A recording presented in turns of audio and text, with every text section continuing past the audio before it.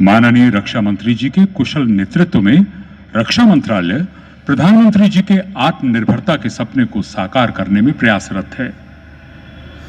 देवियों सज्जनों, यह हमारे लिए सौभाग्य की बात है कि हमारे माननीय रक्षा मंत्री जी, जो इस पर्व के प्रणेता भी हैं, इस वक्त हमारे बीच मंच पर उपस्थित हैं। मैं माननीय रक्षा मंत्री जी से विनम्र एवं सादर निवेदन करता हूं कि वे अपने प्रेरक अंदाज में अपने विचार प्रस्तुत करें।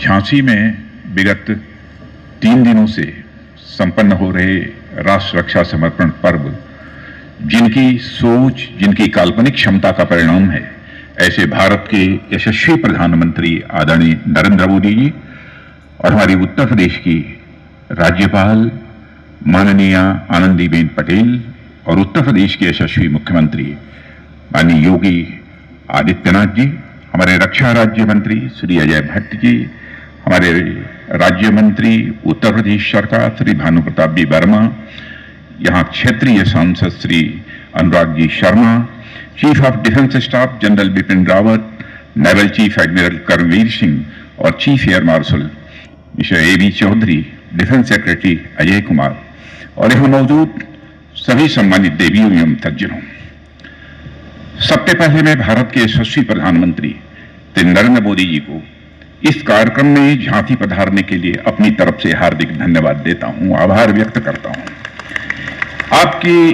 गरिमामयी उपस्थिति से इस कार्यक्रम के महत्व को बढ़ाने के साथ ही साथ प्रधानमंत्री जी, इस कार्यक्रम को एक नई ऊर्जा भी मिली है।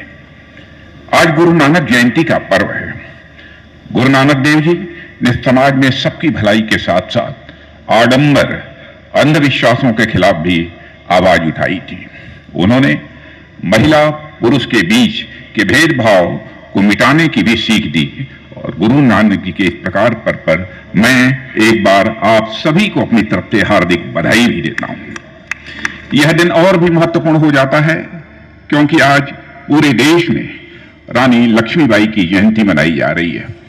रानी लक्ष्मीबाई भारत के प्रथम स्वतंत्रता संग्राम की वह अमर सेनानी हैं जिनकी वीरता और बलिदान की कहानियां पूरे देश में केवल सुनी ही नहीं जाती हैं बल्कि सुनाई भी जाती हैं। साथियों, झांसी में इस आयोजन के पीछे रानी लक्ष्मीबाई की प्रेरणा भी कायम है। सुभद्रा कुमारी चौहान की कई पंक्तियां जिनसे आप परिचित होंगे, एक पंक्ति की मैं जानकारी यहां देना चाहता हूं।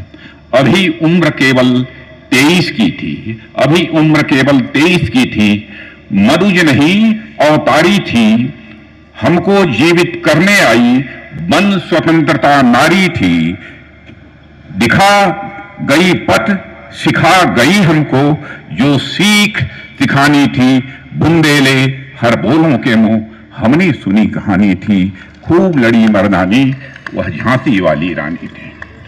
मैं प्रधानमंत्री जी के संज्ञान में लाना चाहता हूं कि इस 3 दिवसीय पर्व के दौरान विभिन्न कार्यक्रम आयोजित किए गए जिसमें आम जनता ने भी बढ़ चढ़कर भाग लिया है। उत्तर प्रदेश शासन द्वारा आयोजित विभिन्न कार्यक्रमों के साथ साथ डिफेंस, पीएसयूज और तीनों सेनाओं द्वारा विभिन्न डिफेंस इक्विपमेंट की प्रदर्शनी एवं भारतीय वायुसेना के जाबाजों द्वारा किए गए एयर शो जैसे भी कई आयोजन यहाँ किए गए और यह आयोजन राष्ट्र रक्षा में नारी शक्ति की भूमिका का परिचायक होने के साथ साथ हमारे देश के निर्माण में महिलाओं के उत्कृष्ट योगदान को भी प्रदर्शित करते हैं। प्रधानमंत्री जी, आपके ही मार्गदर्शन में हम राष्ट्र रक्षा के क्षेत्र में महिलाओं की भागीदारी को और अधिक बढ़ाने का काम कर रहे हैं। साथियों, महिला सशक्तिकरण की दिशा में रक्षा मंत्रालय द्वारा अनेक निर्णय किए गए हैं। प्रधानमंत्री ने इस वर्ष अपने स्वतंत्रता दिवस भाषण में घोषणा की थी कि देश के सभी सैनिक स्कूलों में छात्राओं को प्रवेश देना प्रारंभ किया जाएगा और आपको यह जानकर खुशी होगी कि इस पर कार्य प्रारंभ हो गया है। इतना ही नहीं, रक्षा मंत्रालय ने यह भी सुनिश्चित किया है कि हमारी सैन्य शक्ति में महिला शक्ति की भागीदारी बढ़े। इसके लिए अब एनडीए में भी महिलाओं की भर्ती आरंभ करने का एक बड़ा कदम उठाया गया है। महिलाओं को सेना में अब परमानेंट कमीशन भी दिया जा रहा है। इन निर्णयों से न केवल सेना में महिलाओं की भागीदारी बढ़ेगी, बल्कि महिला सशक्तिकरण की दृष्टि से भी इसके अच्छे परिणाम देखने को मिलेंगे। साथियों, रक्षा संकल्प को मजबूती देने वाले कई काम शुरू किए जा रहे हैं, जिनका संबंध उत्तर प्रदेश से है। डीआरडीओ की उत्तर प्रदेश में 2 प्रयोगशालाएं पहले से ही मौजूद हैं। अब एक रक्षा प्रौद्योगिकी और परीक्षण केंद्र खोलने का प्रस्ताव है और साथ ही डीआरडीओ द्वारा उत्तर प्रदेश में स्थापित विभिन्न शैक्षणिक संस्थानों और स्टार्टअप को भी बड़े पैमाने पर समर्थन दे रहा है, ताकि उत्तर प्रदेश में रक्षा उत्पादन के लिए उपयुक्त वातावरण बन सके। अब ब्रह्मोस मिसाइल सिस्टम के उत्पादन के लिए भी उत्तर प्रदेश को चुना गया है मेरे बहनों भाइयों। और इतना ही नहीं, रक्षा मंत्रालय प्रधानमंत्री जी के आत्मनिर्भर भारत के संकल्प को पूरा करने के लिए लगातार मिशन मोड में काम कर रहा है। एक समय देश में 65 से 70% रक्षा सामग्री बाहर से आयात हो रही थी, लेकिन आज तस्वीर पूरी तरह से बदल चुकी है और हम 65% का सामान भारत से ही खरीद रहे हैं। यह बदलाव भारत में प्रधानमंत्री जी के नेतृत्व में हुआ है।